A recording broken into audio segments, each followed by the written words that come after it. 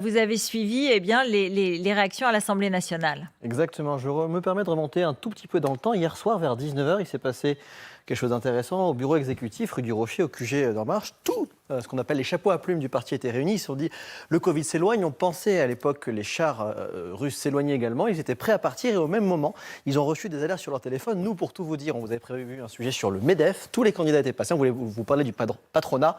Sauf que Vladimir Poutine et la crise en Ukraine vient percuter la campagne présidentielle. On a bien pu le voir aujourd'hui à l'Assemblée nationale et désormais Emmanuel Macron se le prend un peu en boomerang. La question que pose l'opposition, qu'on posait aujourd'hui l'opposition et notamment Jean-Christophe Lagarde, le centriste, au Premier ministre Jean Castex, c'est est-ce que Emmanuel Macron a été berné par Vladimir Poutine? Non. Hier matin, l'Europe et le monde se levaient avec un espoir, celui annoncé par l'Élysée d'un sommet entre le président Biden et Vladimir Poutine. Hier soir, le monde découvrait que Vladimir Poutine avait décidé d'envahir une partie de l'Ukraine. Si on ne peut pas reprocher au président de la République d'avoir fait des efforts de médiation, le moindre des constats est que Vladimir Poutine l'a berné. Au même moment, Jean-Luc Mélenchon invite la presse, dont Noël Lee-LCI, dans son bureau pour donner un cours et aller plus loin. Il considère que Emmanuel Macron s'est fait rouler dans la farine par Vladimir Poutine. Il y a eu 2 guerres mondiales dans l'histoire, les 2 fois à partir de l'Europe. Et les 2 fois pour des raisons qui sont assez voisines de celles qu'on retrouve aujourd'hui. On a quand même une impression, d'abord, d'un énorme gâchis. On se demande quel rôle au juste a joué le président de la République française et s'il n'a pas été utilisé par M. Poutine comme un leurre. Donc je pense qu'on comprend toutes les raisons qui ont pu conduire les Russes à se comporter de cette manière. Mais ils se comportent d'une manière que nous, on ne peut pas accepter.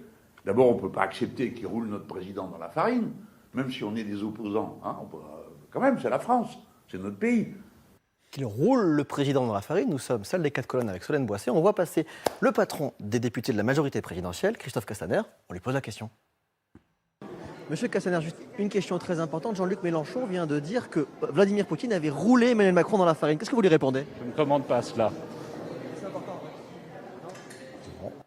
Ok, tant pis, il part. J'interviewe d'autres députés. Et puis l'attaché de presse de Christophe Castaner vient me taper sur l'épaule et me dit en fait, il a très envie de répondre. On y va. Deuxième. Monsieur Castaner, Jean-Luc Mélenchon vient de dire que Vladimir Poutine avait roulé Emmanuel Macron dans la farine. C'est assez grotesque et assez minable, je dirais. En même temps, Jean-Luc Mélenchon n'est pas une incohérence près. Quand on voit que son groupe, la France Insoumise, quand ils ont été confrontés, par exemple, à une résolution demandant la condamnation du réarmement russe à proximité de l'Ukraine avant ce qui se passe aujourd'hui, au Parlement européen, son groupe a voté contre le fait de dénoncer, de condamner la Russie. Alors, pas de leçon sur ce sujet et pas de médiocrité à vouloir nationaliser le débat. Les oppositions reprochent notamment à Emmanuel Macron hier d'avoir annoncé un tête-à-tête entre Joe Biden et Vladimir Poutine et le soir même, il y avait un début de guerre. Est-ce que c'est pas un échec français? C'est pas un échec français parce que, évidemment, organiser un sommet entre les 2 chefs, Vladimir Poutine et le président américain, c'est fait avec le président américain. Mais est-ce que Vladimir Poutine a respecté sa parole? La réponse est non. Quittons l'Assemblée nationale parce que quelques minutes plus tard, devant l'ambassade de Russie, c'est Yannick Jadot, le candidat écologiste, petite parenthèse, qui sera votre invité demain soir dans Mission Convaincre sur route. Et donc Yannick Jadot organisait une petite manifestation, on va dire une grosse cinquantaine de personnes, entre 50 et 100, et parmi eux, l'eurodéputé Glucksmann. Pourquoi on est devant l'ambassade de Russie aujourd'hui? Emmanuel Macron est pris à partie pour sa gestion de la crise ukrainienne. Qu'est-ce que vous en pensez, vous? Moi, je pense qu'Emmanuel Macron a fait une erreur au début de son mandat en pensant qu'il pouvait imposer une valse, un tango avec Vladimir Poutine en le recevant à Brégançon, en allant au musée de l'Ermitage, en le recevant à Versailles.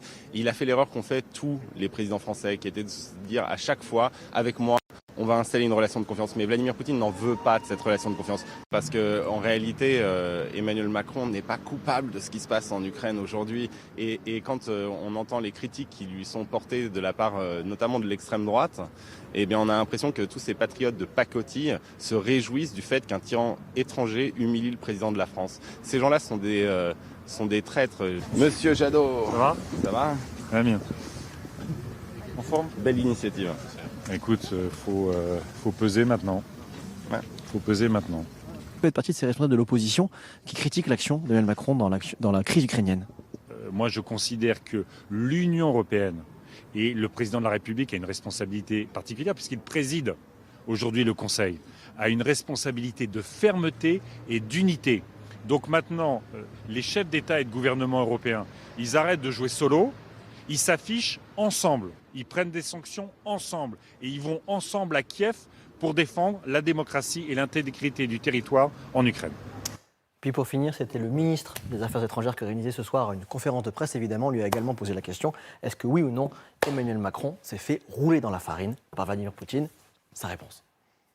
Bonsoir messieurs, Paul Larouturou, LCI. À l'Assemblée nationale toute l'après-midi, les oppositions ont vivement critiqué l'action du président Macron lors de la crise ukrainienne, notamment Jean-Luc Mélenchon, qui considère qu'Emmanuel Macron s'est fait rouler dans la farine par Vladimir Poutine. Est-ce que le président Macron, selon vous, s'est fait rouler dans la farine par Vladimir Poutine? J'ai suivi de très près les initiatives du président Macron. Je pense qu'il a pris ses responsabilités, il a fait le devoir qui était le sien de tout faire pour éviter la guerre. La grande nouveauté, c'est que le président Poutine n'honore plus la signature de la Russie. La signature de la Russie, c'était la charte de Paris, signée par l'URSS d'abord et la Russie ensuite, sur l'inviolabilité des frontières, sur la souveraineté des États, sur la stabilité en Europe. C'était une signature de la Russie. La signature de la Russie, c'est aussi les accords de Minsk,